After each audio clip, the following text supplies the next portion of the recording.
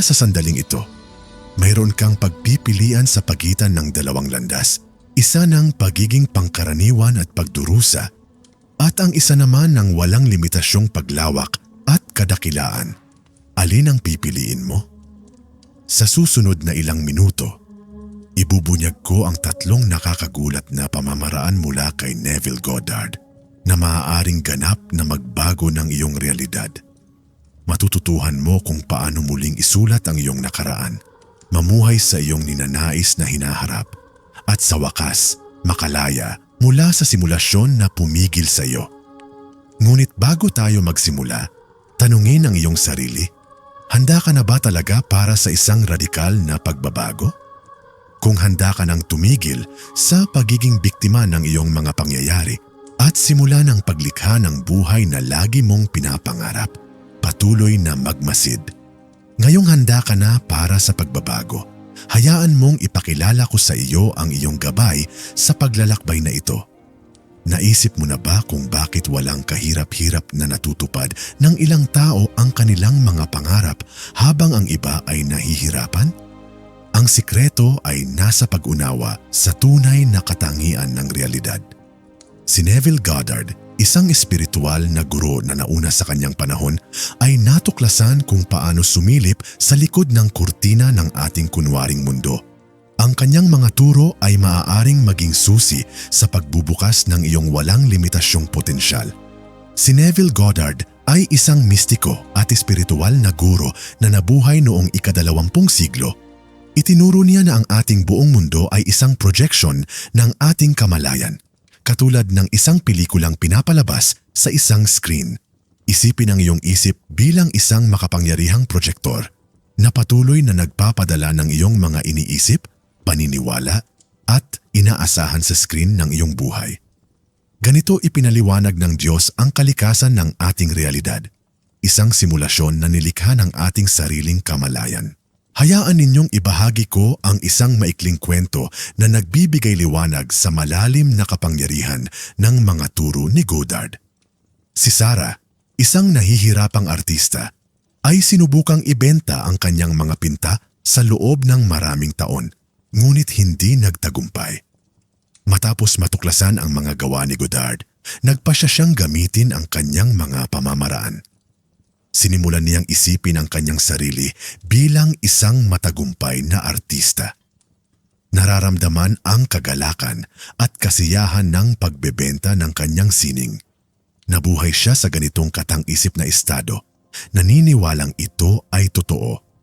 Sa loob ng ilang buwan, nagkaroon siya ng kanyang unang solo exhibition at bawat isang pinta ay naubos.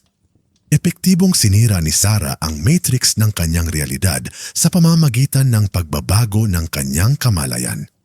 Ngunit sa kaibuturan ng mga turo ng Diyos ay ang ideya na ang kamalayan ang tanging realidad. Lahat ng iyong nararanasan sa iyong pisikal na mundo ay refleksyon ng iyong panloob na estado. Parang pagtingin sa salamin, ang imaheng nakikita mo ay palaging perpektong refleksyon mo. Sa parehong paraan, ang iyong panlabas na mundo ay perpektong sumasalamin sa iyong panloob na mga paniniwala at pagpapalagay. Isipin ito sa ganitong paraan, ang iyong kamalayan ay parang source code ng isang programa sa computer, at ang iyong pisikal na realidad ay ang programang tumatakbo sa screen. Sa pamamagitan ng pagbabago ng source code ng iyong mga iniisip at paniniwala, mababago mo ang lumalabas sa screen, ang iyong mga karanasan sa buhay. Ganito ipinaliwanag ng Diyos na maaari nating i-hack ang simulasyon ng ating realidad. Ngayon, maaaring iniisip mo kung ang kamalayan ay lumilikha ng realidad, bakit hindi perpekto ang buhay ko? Bueno, doon pumapasok ang mahika ng mga turo ni Goddard. Karamihan sa atin ay lumilikha ng ating realidad ng hindi namamalayan. Batay sa mga lumang programming at mga paniniwalang naglilimita, ngunit kapag naunawaan mo na kung paano gumagana ang sistema, maaari mong simulan ang sinasadyang paglikha ng realidad na iyong ninanais. Isipin na nanonood ka ng pelikula sa isang sinehan. Lubos kang nalubog sa pelikula, kaya nakalimutan mong nakaupo ka sa isang sinehan. Ganoon nararanasan ng karamihan ng buhay, nahuhuli sila sa drama, nakakalimutang sila ang nagpo-project nito. Ang mga turo ni Godard ay parang isang taong tumatapik sa iyong balikat at nagpapaalala sa iyo na nasa isang teatro ka. At higit sa lahat, ikaw ang projectionist sa pamamagitan ng pag-unawa at paglalapat ng mga prinsipyo ni Godard. Masisimulan mong makita ang code sa likod ng iyong realidad. Masisimulan mong mapansin kung paano direktang nauugnay ang iyong mga iniisip at nararamdaman sa iyong mga karanasan. Makikita mo kung paano hinuhubog ng iyong mga palagay tungkol sa iyong sarili at sa mundo ang lahat ng bagay sa paligid mo. Parang pagsusuot ng isang pares ng espesyal na salamin na nagbibigay daan sa iyong makita ang nakatagong istruktura ng iyong kunwaring realidad. Ngunit narito ang kapanapanabik na bahagi. Kapag nakita mo na ang code, mababago mo na ito. Hindi ka na nasa awa ng isang tila random at magulong mundo. Sa halip, ikaw ang nagiging malay na tagalikha ng iyong karanasan. Maaari mong muling isulat ang programa ng iyong buhay sa pamamagitan ng pagpili ng mga bagong kaisipan, paniniwala at palagay na naaayon sa realidad na gusto mong likhain habang nakatayo ka sa pintuan ng muling pagsusulat ng iyong realidad, isang malalim na tanong ang lumalabas. Paano kung ang mismong mga kaisipang sa tingin mo ay iyo ay bahagi pala ng simulasyon? Isipin ang isang mundo kung saan ang iyong mga pinahahalagahang paniniwala ay mga hibla lamang ng kodigo na maingat na ginawa upang manatili kang nakakulong sa isang limitadong pag-iral. Hindi lamang ito isang eksperimento sa pag-iisip. Ito ang realidad na ating ginagalawan. Ayon sa mga turo ni Neville Goddard, isipin mo, ilang beses mo na bang narinig ang mga pariralang tulad ng ang pera ay hindi tumutubo sa mga puno? O ang mabubuting bagay ay hindi nagtatagal? Hindi lamang ito mga hindi nakakapinsalang kasabihan. Bahagi ang mga ito ng isang masalimuot na lambat ng pagkondisyon ng lipunan na kumikilos na parang mga patakaran ng ating simulasyon na naglilimita sa ating potensyal sa mga paraang hindi natin nakikita. Para tayong lahat ay mga karakter sa isang video game, ngunit nakalimutan nating naglalaro tayo. Ang laro ay may mga patakaran.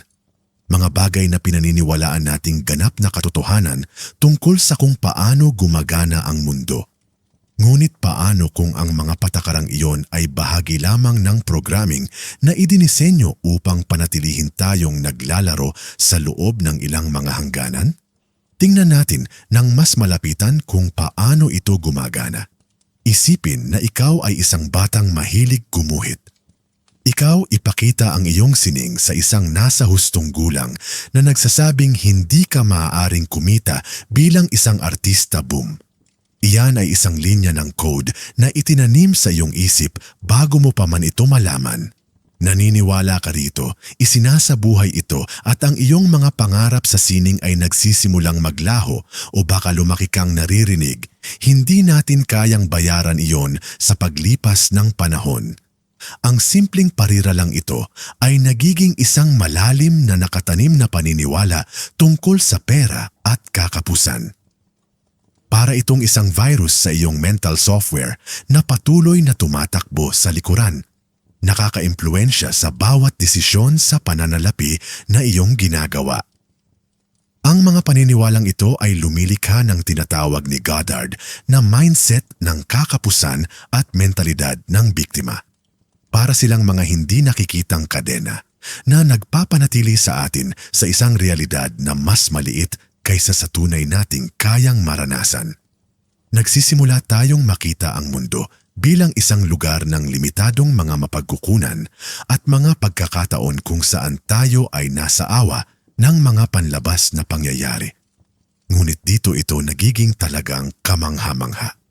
Ayon kay Goddard, ang matrix na ito ng mga paniniwalang naglilimita ay hindi lamang sa ating mga ulo. Ito ay lumilikha ng ating aktwal na pisikal na realidad. Tandaan, ang kamalayan ang tanging realidad. Kaya kapag naniniwala tayo sa kakapusan at limitasyon, iyon mismo ang ating nararanasan sa ating pang-araw-araw na buhay. Parang naglalakad tayong lahat na may mga espesyal na salamin na sumasala sa ating pananaw sa mundo. Ang mga salamin na ito ay nakaprograma kasama ang lahat ng ating mga paniniwalang naglilimita at pagkondisyon ng lipunan. Lahat ng ating nakikita ay sinasala sa pamamagitan ng mga lente na ito na nagpapatibay sa ating limitadong pananaw sa realidad, ngunit huwag mawalan ng loob. Ito ay talagang napakagandang balita. Bakit? Dahil kung ang ating realidad ay nilikha ng ating kamalayan at ang ating kamalayan ay na-program na may mga paniniwalang naglilimita, ang kailangan lang nating gawin ay i-reprogram ang ating kamalayan. Dito pumapasok ang mga pamamaraan ni Goddard. Parang mga cheat code ang mga ito para sa simulasyon ng realidad. Sa pamamagitan ng paggamit ng mga pamamaraang ito, maaari nating simulan ang pagtukoy at pagbabago ng mga paniniwalang naglilimita na nagpapatakbo sa ating buhay ng automatiko. Isipin na kaya nating alisin ang mga paniniwalang naglilimita at makita ang mundo kung ano talaga ito. Puno ng walang katapusang posibilidad at kasaganaan. Isipin na kaya nating muling isulat ang code ng iyong realidad na lumilikha ng isang buhay na naaayon sa iyong pinakamalalim na mga hangarin at pinakamataas na potensyal. Ito ang kapangyarihan ng mga turo ni Goddard. Nag-aalok ang mga ito sa atin ng isang paraan upang makalaya mula sa bilangguan ng pagkondisyon ng lipunan at humakbang sa ating tunay na kapangyarihan bilang mga may malay na tagalikha ng ating realidad. Ngayong naiintindihan na natin ang bilangguan na kinalalagyan natin. Oras na para planuhin ang ating pagtakas. Ngunit narito ang kakaibang pangyayari. Ang pagtakas na ito mula sa bilangguan ay hindi nangangailangan ng masalimuot na plano o magarbong kagamitan. Sa katunayan, ang pinakamakapangyarihang sandata sa iyong arsenal ay maaaring ang katahimikan lamang. Maaari bang ang pagiging dalubhasa sa sining ng katahimikan ng isip ang sikreto sa pagbabaluktot sa mismong realidad? Isipin mo ito. Nakaupo ka sa isang tahimik na silid, nakapikit ang mga mata, nakatuon sa iyong paghinga. Bigla kang makakaramdam ng pagbabago, ang ingay ng mundo ay naglalaho at maiiwan kang may malalim na pakiramdam ng kapayapaan. Ito mga kaibigan ko, ang daan patungo sa pagbubukas ng iyong tunay na potensyal. Ang meditasyon ay hindi lamang tungkol sa pagre-relax. Ito ay isang makapangyarihang kasangkapan para sa pag-hack ng simulation na tinatawag nating realidad. Kapag pinatahimik natin ang ating mga isipan, lumilikha tayo ng espasyo para lumitaw ang ating tunay na sarili. Parang pag-alis ng kalat mula sa isang makalat na silid na nagpapahintulot sa atin na makita ang kagandahan na laging naroon. Ngunit paano ito gumagana? Isipin ang iyong isip bilang isang lawa. Kapag puno ito ng mga alon at alon, mahirap makita kung ano ang nasa ilalim ng ibabaw. Ngunit kapag ang tubig ay tahimik, makikita mo hanggang sa ilalim. Iyan ang ginagawa ng meditasyon para sa iyong kamalayan. Pinapakalma nito ang tubig ng iyong isipan na nagpapahintulot sa iyo na makita ang kaibuturan ng iyong tunay na sarili. Subukan natin ang isang simpleng meditasyon ngayon din. Maghanap ng komportabling posisyon at ipikit ang iyong mga mata. Huminga ng malalim gamit ang iyong ilong, damhin ang paglaki ng iyong tiyan. Pigilan ito sandali. Pagkatapos ay dahan-dahang huminga, palabas gamit ang iyong bibig. Habang humihinga ka, isipin ang isang mainit at ginintuang liwanag na pumupuno sa iyong katawan sa bawat paghinga at anumang tensyon o stress na umaalis sa bawat pagbuga. Ipagpatuloy ito ng ilang minuto. Obserbahan lamang ang iyong hininga nang hindi sinusubukang baguhin ito. Ngayon ay maaaring iniisip mo, maganda ang tunog nito, ngunit ang aking isip ay palaging mabilis. Paano ko ito mapapatahimik? Huwag mag-alala. Ito ay ganap na normal. Ang isip ay parang aso. Kailangan nito ng pagsasanay upang umupo ng tahimik kapag lumitaw ang mga kaisipan. Kilalanin lamang ang mga ito at bitawan ang mga ito, tulad ng mga ulap na dumadaan sa kalangitan. Sa pamamagitan ng pagsasanay, mas madali mong mapapanatili ang panloob na katahimikan. Ang regular na pagmumuni-muni ay makakatulong sa iyo na magamit ang iyong tunay na kapangyarihan. Ito ay tulad ng paglilinis ng lente kung saan mo tinitingnan ang mundo. Habang patuloy kang nagsasanay, mapapansin mo na ang ingay ng simulasyon, ang patuloy na daldal ng pagkondisyon ng lipunan ay nagsisimulang maglaho sa lugar nito. Makakahanap ka ng isang malalim na balon ng pagkamalikhain, intuisyon at kapangyarihan ng pagpapakita. Ngunit dito ito nagiging talagang kapanapanabik. Habang nililinang mo ang panloob na katahimikan na ito, binabago mo talaga ang kodigo ng iyong realidad. Tandaan, ang kamalayan ay lumilikha ng realidad.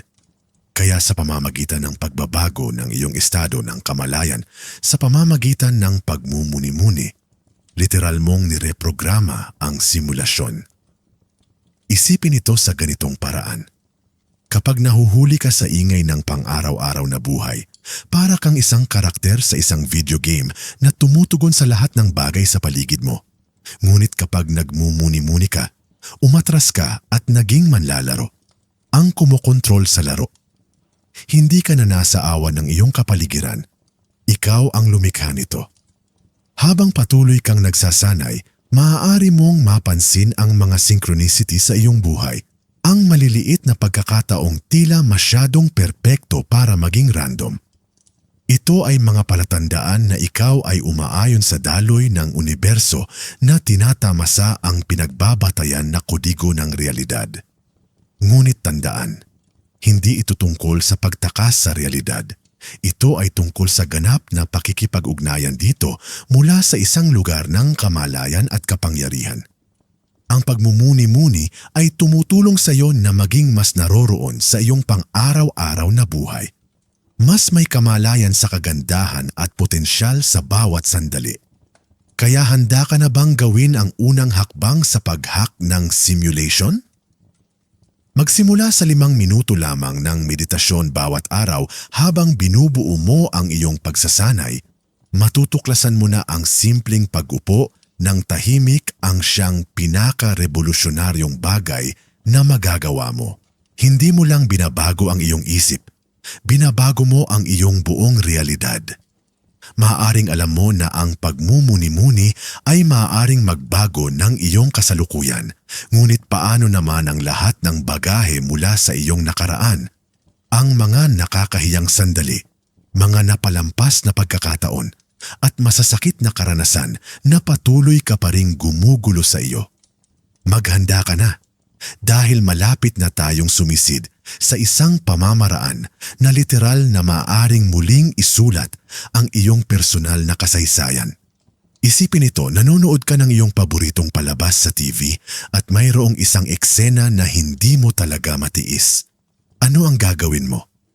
Kukunin mo ang remote at pindutin ang rewind ng tama. Ngayon isipin mo kung magagawa mo iyon sa iyong sariling buhay. Iyon mismo ang tungkol sa pamamaraan ng pagre-rebisa ni Neville Goddard. Parang may cosmic remote control para sa iyong mga alaala. Kaya paano gumagana ang pamamaraang ito na nakakapagpabago ng isip? Sa totoo lang, medyo simple lang ito. Kukunin mo ang isang alaala na gumugulo sa iyo, ipikit ang iyong mga mata at muling isipin ito sa paraang nais mong mangyari. Parang pagiging direktor ng sarili mong pelikula sa buhay, kung saan maaari kang sumigaw, gupitin at muling kunan ng anumang eksena na gusto mo. Subukan natin ito. Isipin ang isang pagkakataon na talagang hindi ka natuloy sa isang job interview. Kinakabahan ka, natisod ka sa iyong mga salita at umalis kang parang isang ganap na bigo. Ngayon, dito nangyayari ang mahika. Ipikit ang iyong mga mata at ulitin ang eksenang iyon sa iyong isipan. Ngunit sa pagkakataong ito, isipin ang iyong sarili na naglalakad ng may kumpiyansa. Sinasagot ng perpekto ang bawat tanong at umaalis na may alok na trabaho. Damhin ang pananabik, ang pagmamalaki, ang ginhawa. Talagang hayaang lumubog ang mga positibong emosyong iyon. Medyo malayong mangyari, tama ba? Ngunit narito ang sikreto ayon kay Goddard, kapag ginawa mo ito, hindi ka lang nagpapanggap. Sa katunayan, nirerebisa mo ang iyong utak at binabago ang enerhiya sa paligid ng pangyayaring iyon, parang binabago mo ang maling code sa iyong personal na simulation. Ngayon, maaaring iniisip mo, ngunit hindi iyon ang talagang nangyari at tama ka. Ngunit tandaan ang natutunan natin kanina. Ang iyong kamalayan ay lumilikha ng iyong realidad. Kaya sa pamamagitan ng pagbabago ng iyong kamalayan tungkol sa mga nakaraang kaganapan, literal mong binabago ang iyong realidad. Ngunit bakit mo pa aabalahin ang nakaraan? Hindi ba't mas mainam na magtuon sa hinaharap? Bueno, narito ang bagay. Ang mga nakaraang karanasang iyon ay parang lumang software na tumatakbo sa likuran ng iyong isipan, na nakaka-impluwensya sa iyong mga iniisip, damdamin at kilos sa mga paraang maaaring hindi mo namamalayan. Sa pamamagitan ng pagre-rebisa sa mga ito, pinapalaya mo ang espasyo at enerhiya sa pag-iisip para sa mga bago at mas nakapagbibigay lakas na programa. Naniniwala ang Diyos na ang pag-iisip muli sa mga nakaraang pagkakamali ay parang muling pag-impeksyon sa iyong sarili. Parang pagpulot ng lumang sugat sa halip na hayaan itong gumaling. Ang pagre-rebisa ay ang espiritual na antibiotic. Nakakatulong iyon sa mga sugat na iyon na mas mabilis at mas malinis na gumaling. Ngunit ang pagre-rebisa ay hindi lamang tungkol sa pagbura ng masasamang alaala. Ito ay tungkol sa paggawa ng mga ito bilang panggatong para sa iyong kinabukasan. Ang nakakahiyang sandaling iyon ay nagiging isang aral sa katatagan. Ang napalampas na pagkakataong iyon ay nagiging isang tuntungan patungo sa isang bagay na mas mabuti pa. Hindi mo lang binabago ang iyong nakaraan, hinuhubog mo ang iyong buong salaysay. Ngunit ang pinakamaganda pa rito, maaari mong gamitin ang pagre-rebisa para sa malalaking pangyayari sa buhay o maliliit na pang-araw-araw na pagkainis. Nag-away kayo ng iyong kapareha, binago ito sa isang mapagmahal na pag-uusap, natapon ang kape sa iyong damit. Binago ito para masalo mo ang tasa sa tamang oras. Habang mas nagsasanay ka, mas nagiging natural ito. Ngayon alam ko na ang iniisip mo. Maganda ang dating nito pero epektibo ba talaga ito? Aba? Hindi mabilang na tao ang nagulat ng mga kamanghamanghang resulta mula sa regular na pagsasanay ng pagre-rebisa. Natuklasan nila na hindi lamang sila nakakaramdam ng mas maayos tungkol sa kanilang nakaraan, kundi pati na rin ang kanilang kasalukuyang mga kalagayan ay nagsisimulang magbago. Parang nabuksan na nila ang isang cheat code para sa buhay. Ang pagre-rebisa sa iyong nakaraan ay simula pa lamang. Ngayon, isipin ang iyong sarili na nabubuhay na ang iyong ideal na buhay. Damhin ito, langhapin ito, tikman ito. Hindi ito isang pangarap lamang. Ito ay isang espiritual na kasanayan na maaaring magbagong anyo ng iyong buong pag-iral. Handa ka na bang tuklasin kung paano? Maligayang pagdating sa malalim na konsepto ng pamumuhay sa huli. Isang transformative technique na pinaniniwalaan ni Neville Goddard na maaaring magbago sa mismong tela ng ating realidad. Isipin sandali na ang hinaharap na lagi mong pinapangarap ay hindi lamang isang malayong posibilidad, ngunit isang kasalukuyang realidad na maaari mong tahakin ngayon. Parang hindi ka panipaniwala, hindi ba? Sa kaibuturan nito, ang pamumuhay sa huli ay tungkol sa ganap na pagsasakatuparan ng pakiramdam ng iyong pagnanais na natupad. Hindi lamang ito paggunita sa tagumpay. Ito ay tungkol sa pagdanas nito ng malinaw sa iyong imahinasyon na tinatanggap ito ng iyong subconscious mind bilang katotohanan. Dito nangyayari ang mahika. Isipin ito ng ganito. Ang iyong kamalayan ay parang isang hardin. at ang iyong mga iniisip at damdamin ang mga buto kapag nabubuhay ka. Sa huli, itinatanim mo ang mga buto ng iyong ninanais na realidad at inaalagaan ang mga ito gamit ang tubig ng iyong paniniwala at ang sikat ng araw ng iyong nakatuong atensyon. Ngunit paano natin talaga ito gagawin? Nagsisimula ito sa isang simple ngunit makapangyarihang pagsasanay. Pumili ng isang tahimik na sandali sa iyong araw, ipikit ang iyong mga mata at humakbang sa tagpuan ng katuparan ng iyong pagnanais. Kung nais mo ng isang matagumpay na karera, damhin ang kasiyahan ng pagkamit ng iyong mga layunin. Kung ito ay isang mapagmahal na relasyon, hahanapin mo ang karanasan ng init at kagalakan ng pagiging kasama ang iyong ideal na kapareha. Habang inilulubog mo ang iyong sarili sa haka-haka na eksenang ito, gamitin ang lahat ng iyong mga pandama. Ano ang nakikita mo? Anong mga tunog ang nakapaligid sa iyo? Anong mga emosyon ang iyong nararamdaman? Kung mas malinaw at totoo ang iyong mararanasan, mas malakas ang epekto nito sa iyong subconscious mind. Ang mga affirmation ay maaaring maging isang makapangyarihang kasangkapan sa prosesong ito. Gumawa ng mga pahayag na sumasalamin sa iyong hangarin na parang nakamit na ito. Sa halip na sabihing, gusto kong maging matagumpay, patunayan na ako ay matagumpay. Damhin ang katotohanan ng mga salitang ito habang binibigkas mo ang mga ito. Tandaan, hindi ito tungkol sa pagkumbinsi sa iyong sarili, kundi tungkol sa pag-ayon ng iyong kamalayan sa katotohanang nais mong maranasan. Ngayon ay maaaring iniisip mo, maganda ang tunog nito. Ngunit paano ang pagdududa? Paano kung hindi ko mapanatili ang paniniwalang ito? Ang pagdududa ay isang natural na bahagi ng proseso kapag ito ay lumitaw. Kilalanin ito, ngunit huwag itong bigyan ng kapangyarihan. Sa halip, dahan-dahang ibalik ang iyong focus sa pakiramdam na natupad ang iyong hangarin. Parang pagsasanay sa isang tuta ng may pasensya at pagtitiyaga. Matututunan ng iyong isip na manatili sa positibong estadong ito. Ang kawalan ng pasensya ay isa pang karaniwang patibong. Sa ating mabilis na mundo, madalas nating inaasahan ang agarang resulta. Ngunit tandaan, nakikipagtulungan ka sa walang katapusang katalinuhan ng sansinukob. Magtiwala sa banal na tiyempo. Ang iyong trabaho ay itanim ang binhi at alagaan ito gamit ang iyong paniniwala. Ang sansinukob ang bahala sa kung paano at kailan habang nagsasanay ka sa pamumuhay. Sa huli, mahalagang isinusulat mo muli ang kodigo ng iyong realidad. Parang pag-tune ng radyo upang makuha ang isang partikular na istasyon. Kapag nakahanay ka, natural kang nakakaakit ng mga karanasan na tumutugma sa iyong bagong vibrasyon. Ang pagsasanay na ito ay higit pa sa simpleng positibong pag-iisip.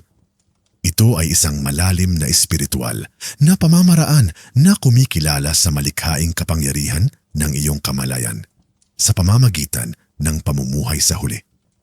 Kinikilala mo na hindi ka hiwalay sa iyong mga hangarin. Ikaw ay kaisa ng mga ito. Isipin sandali na ang iyong buhay ay hindi lamang isang serye ng mga pangyayaring nangyayari sa iyo, kundi isang walang hanggang drama. Pareho kang sumusulat at nagbibida. Paano kung magising ka sa loob ng kosmikong dulang ito at malay na pamunuan ang paglalahad nito? Hindi lamang ito isang eksperimento sa pag-iisip. Ito ang malalim na katotohanan na natuklasan at ibinahagi ni Neville Goddard sa mundo. Itinuro ng Diyos na ang ating buong pag-iral ay parang isang ingranding palabas sa teatro kung saan bawat isa sa atin ay gumaganap ng maraming papel. Tayo ang mga aktor sa entablado na nabubuhay sa ating pang-araw-araw na buhay. Ngunit tayo rin ang mga manonood na nagmamasid at nakararanas ng drama. At higit sa lahat, tayo ang manunulat ng dula na bumubuo ng kwento gamit ang ating kamalayan. Isipin mo ito, kapag nananaginip ka sa gabi, lumilikha ka ng buong mundo. Pinupuno ang mga ito ng mga karakter at nakakaranas ng mga pakikipagsapalaran. Ikaw ang mapangarapin, ngunit ikaw rin ang bawat karakter sa panaginip. Iminumungkahi ni Godard na ang ating buhay na gising ay hindi naiiba.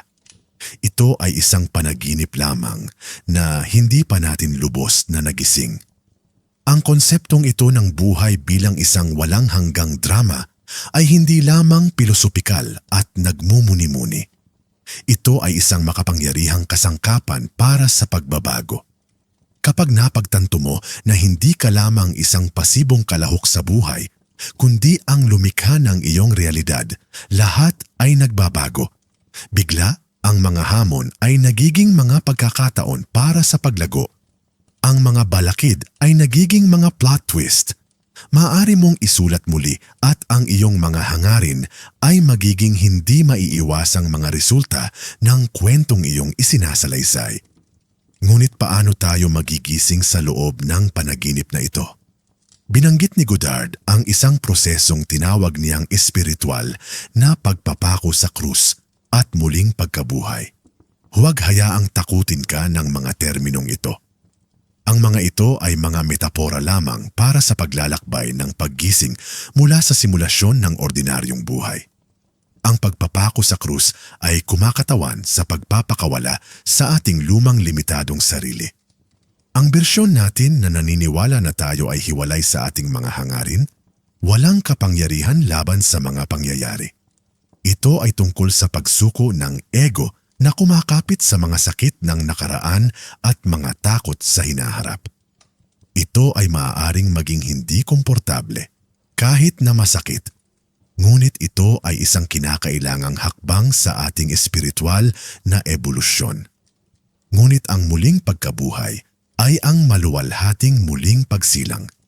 Kasunod nito, ito ang sandali kung kailan natin ganap na isinasabuhay ang ating tunay na kalikasan bilang ang nangangarap ng ating realidad. Lumalagpas tayo sa mga limitasyon ng ating lumang sarili at humahakbang sa ating kapangyarihan bilang mga may malay na tagalikha. Ang prosesong ito ay katulad ng pagiging malinaw sa isang panaginip. Sa una, nahuhuli ka sa drama ng panaginip. Naniniwalang nangyayari sa iyo ang lahat. Ngunit pagkatapos ay may isang sandali ng realisasyon. Sandali, ito ay isang panaginip. Bigla mong napagtanto na ikaw ang nananaginip at maaari mong hubugin ang panaginip ayon sa gusto mo. Katulad ng paggising natin sa ating tunay, natural at gising na buhay, nagkakaroon tayo ng kakayahang may malay na likhain ang ating realidad. Hindi na tayo nasa ilalim ng awa ng mga panlabas na pangyayari dahil nauunawaan natin na ang mga pangyayaring iyon ay mga pagpapakita lamang ng ating sariling kamalayan. Ngunit ang pagbubunyag na ito, na tayo ang nangangarap ng ating realidad, ang siyang sukdulang panloloko para sa buhay. Nangangahulugan ito na ang kapangyarihang baguhin ng iyong buhay ay hindi nakasalalay sa anumang panlabas na puwersa o pangyayari. Ito ay nasa loob mo. Noon pa man, magiging ganito pa rin. Isipin kung paano nito binabago ang lahat, ang promosyon na iyong inaasam. Hindi ito tungkol sa paghihintay na makilala ng ibang tao ang iyong halaga. Ito ay tungkol sa pagsasakatuparan ng kamalayan ng isang taong mayroon ng posisyong iyon. Ang mapagmahal na relasyong iyong ninanais. Hindi ito tungkol sa paghahanap ng tamang tao. Ito ay tungkol sa pagiging tamang tao. Ang taong natural na umaakit at nagpapanatili ng pagmamahal na iyon. Ngunit dito ito nagiging talagang kapanapanabik. Ang paggising na ito ay hindi lamang tungkol sa pagpapakita ng mga material na pagnanasa. Ito ay tungkol sa pagsasakatuparan ng iyong tunay na espiritual na kalikasan. Habang niyayakap mo ang iyong tungkulin bilang nangangarap ng iyong realidad, tinatamasa mo ang isang bukal ng pagkamalikhain, pagmamahal at karunungan na nasa loob mo na noon pa man. Isipin mong nabubuhay ka araw-araw na may kamalayan na ikaw ang gumagawa ng sarili mong kwento. Paano mo isusulat ang susunod na kabanata? Anong mga dakilang pakikipagsapalaran ang iyong lilikhain para sa iyong sarili? Anong magagandang karanasan ang iyong ipakikita para sa iba? Tandaan, hindi ito tungkol sa pagtakas sa realidad. Ito ay tungkol sa ganap na pakikipag-ugnayan dito mula sa isang lugar ng malay na paglikha.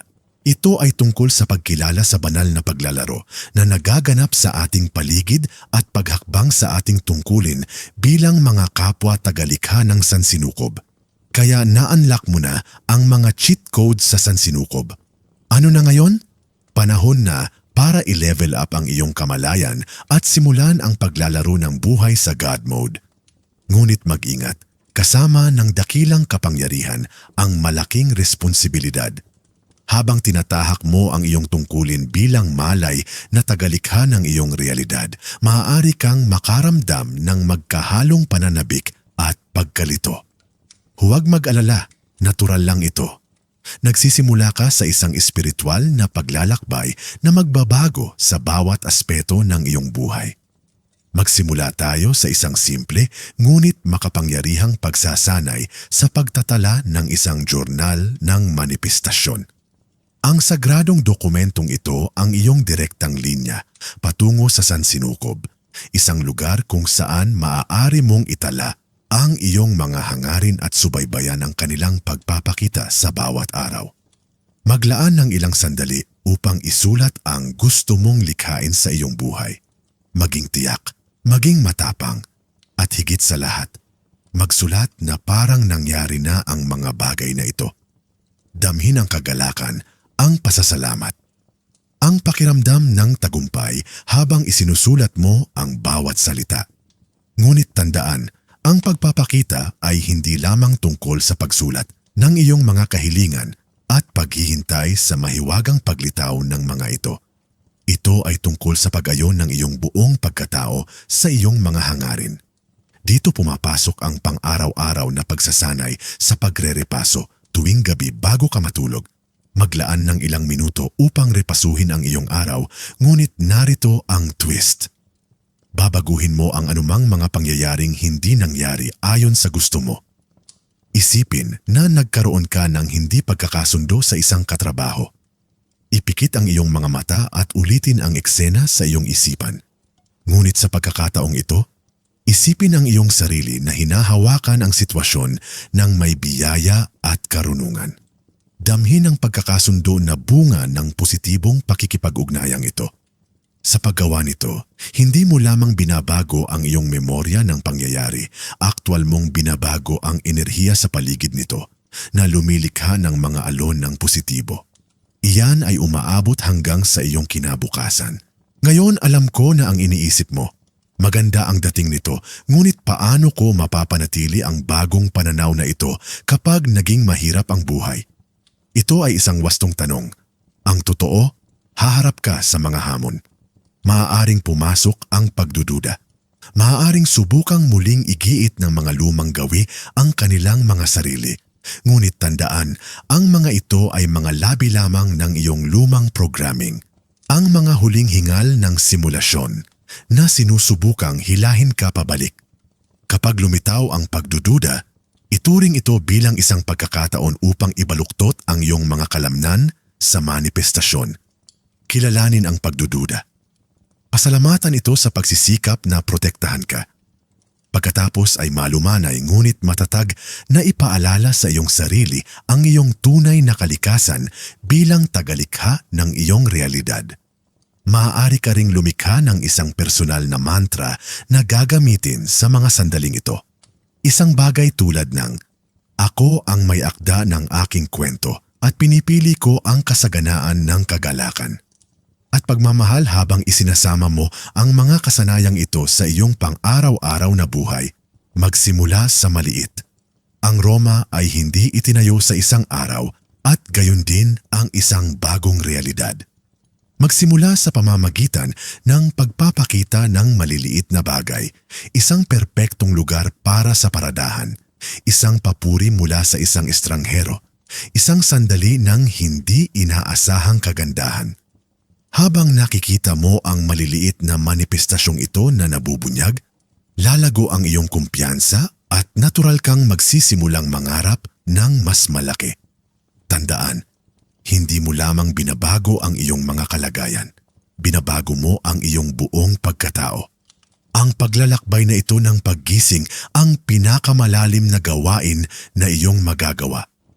Ito ang gawain ng pagiging kung sino ka talaga, ng paghakbang patungo sa iyong banal na kapangyarihan at layunin. Habang nagpapatuloy ka sa landas na ito, maaaring mapansin mo ang ilang radikal na pagbabago sa iyong buhay. Maaaring magbago ang mga relasyon habang ikaw ay nakahanay sa iyong mas mataas na sarili.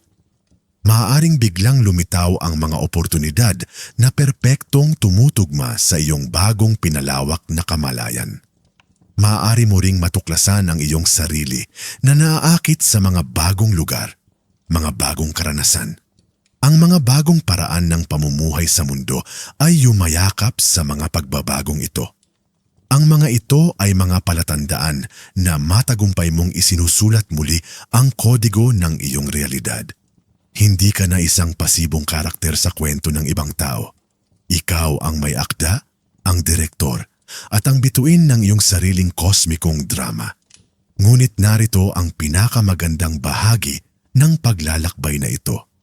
Habang nagising ka sa iyong tunay na kalikasan at nagsisimulang malay na likhain ang iyong realidad, hindi mo lamang binabago ang iyong sariling buhay.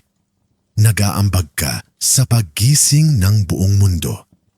Sa tuwing pipiliin mo ang pag-ibig kaysa sa takot, kasaganaan kaysa sa kakulangan, kagalakan kaysa sa pagdurusa, nagpapadala ka ng mga alon ng mas mataas na kamalayan na nakakaapekto sa lahat ng tao sa paligid mo. Habang nararating natin ang dulo ng ating paglalakbay, nakatayo ka sa pintuan ng isang bagong realidad. Nakasilip ka sa likod ng kurtina ng simulasyon at natuklasan ang hindi kapanipaniwalang katotohanan. Ikaw ang mapangarapin, ang lumikha, ang banal na espiritu na nakakaranas ng buhay sa pisikal na anyo. Ang kaalamang ito ay kapwa isang regalo at isang responsibilidad. Pagnilayan ang iyong landas sa ngayon, gumaganap ka pa rin ba ng isang papel na itinalaga ng simulasyon? O handa ka na bang humakbang sa iyong kapangyarihan bilang isang may malay na tagalikha? Ang pagpili ay sa iyo at nagsisimula ito ngayon. Sa bawat pag-iisip, bawat pakiramdam, bawat palagay, hinuhubog mo ang iyong realidad. Pumili ng matalino. Ang mundo sa paligid mo ay magsisimulang magbago. Habang nagbabago ka sa loob, ang iyong mga relasyon, karera, kalusugan, at maging ang iyong pang-araw-araw na karanasan ay magsisimulang magpakita ng iyong bagong estado ng kamalayan. Mapapansin mo iyon habang mas umaayon ka sa iyong tunay na sarili. Ang buhay ay dumadaloy ng may mas kadalian, biyaya at pagkakasabay. May mga hamon pa rin na lumilitaw, ngunit makikita mo ang mga ito hindi bilang mga hadlang, kundi bilang mga pagkakataon upang lumago at pinuhin ang iyong kahusayan bilang tagalikha ng iyong realidad. Ang bagong mundong ito ay hindi lamang tungkol sa paglikha ng material na kayamanan o pagkamit ng mga personal na layunin. Ito ay tungkol sa pagsasakatuparan ng pinakamataas na bersyon ng iyong sarili. Ang isa na nabubuhay mula sa isang lugar ng pagmamahal, habag, at walang limitasyong posibilidad. Ito ay tungkol sa pagiging ganap na naroroon sa bawat sandali, na may kamalayan na ikaw ay parehong mapangarapin at pangarap. Ikaw ang sumusulat ng script at may kapangyarihan kang baguhin ito anumang oras. Ang pamumuhay bilang isang may malay na tagalikha ay nangangahulugan ng pag-ako ng buong responsibilidad para sa iyong buhay. Nangangahulugan ito ng pagkilala na ang bawat karanasan, bawat relasyon, bawat sitwasyon ay isang refleksyon ng iyong panloob na estado. Ang pagsasakatuparan na ito ay parehong nagpapalaya at nagbibigay kapangyarihan dahil nangangahulugan ito na mababago mo ang iyong realidad sa pamamagitan ng pagbabago ng iyong sarili. Hindi ka na biktima ng mga pangyayari. Ikaw ang may akda ng iyong kwento. Kaya paano mo ipagpapatuloy ang paglalakbay na ito? Ito ay tungkol sa pang-araw-araw na pagsasanay at pagiging mapagmasid. Araw-araw ipaalala sa iyong sarili kung sino ka talaga, isang makapangyarihang tagalikha. Gamitin ang mga kagamitang iyong natutunan. Pagmumuni-muni upang patahimikin ang isip, pagre-repaso upang pagalingin ang nakaraan at pamumuhay sa huli upang maipakita ang iyong mga hangarin. Magtago ng isang journal ng iyong mga manifestasyon at mga rebisyon, hindi bilang isang gawain, kundi bilang isang masayang pagdiriwang ng iyong kapangyarihang hubugin ang iyong mundo. At tandaan, hindi ka nag-iisa sa paglalakbay na ito. Maraming iba pa ang nagising sa katotohanan ito. Matutong harapin ang simulasyon ng realidad ng may biyaya at layunin. Maghanap ng isang komunidad ng mga individual na may parehong pag-iisip na maaaring sumuporta at magbigay inspirasyon sa iyo. Ibahagi ang iyong mga pananaw, ipagdiwang ang iyong mga tagumpay, at mag-alay ng habag sa panahon ng mga hamon. Lahat tayo ay konektado. At habang bawat isa sa atin ay nagising sa ating tunay na kalikasan, tinutulungan nating iangat ang kamalayan ng buong planeta. Isipin ang isang mundo kung saan paraming tao ang nagising sa kanilang kapangyarihan bilang mga may kamalayang tagalikha. Isang mundo kung saan ang pagmamahal, kasaganaan at kagalakan ang pamantayan, hindi ang exception. Ito ang bagong mundong sama-sama nating binubuo. Isang kaisipan, isang paniniwala, isang gawa ng paglikha sa bawat pagkakataon.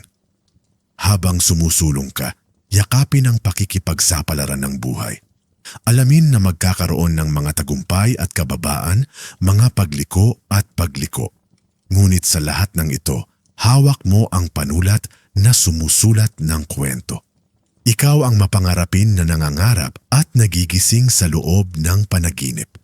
Kaya sumulat ng matapang, mangarap ng malaya, at mamuhay ng lubusan. Ang paglalakbay na ito ay nagsisimula pa lamang. Inihakbang mo na ito sa kaharian ng walang limitasyong potensyal kung saan hindi mo na tinatanong kung ano ang nakalaan sa iyo ng buhay, kundi kung ano ang iyong lilikhain sa susunod. Ang simulasyon ay sa iyo upang galugarin, hubugin at malampasan. Iyan lang muna para sa araw na ito. Natapos na natin ang video na ito at huwag kalimutan na isa kang mahalagang bahagi ng channel na ito. Huwag mag-atubiling ibahagi ang iyong mga saloobin sa seksyon ng mga komento. Kung hindi ka sigurado kung ano ang ikukomento, itype lamang ang 100. Bukod dito, kung bago ka pa lamang at hindi pa nakasubscribe sa channel, tandaan na mag-subscribe sa channel at pindutin ang bell icon para hindi mo makaligtaan ang anumang kapaki-pakinabang at nakapagbibigay kaalamang mga video araw-araw. Salamat sa panonood.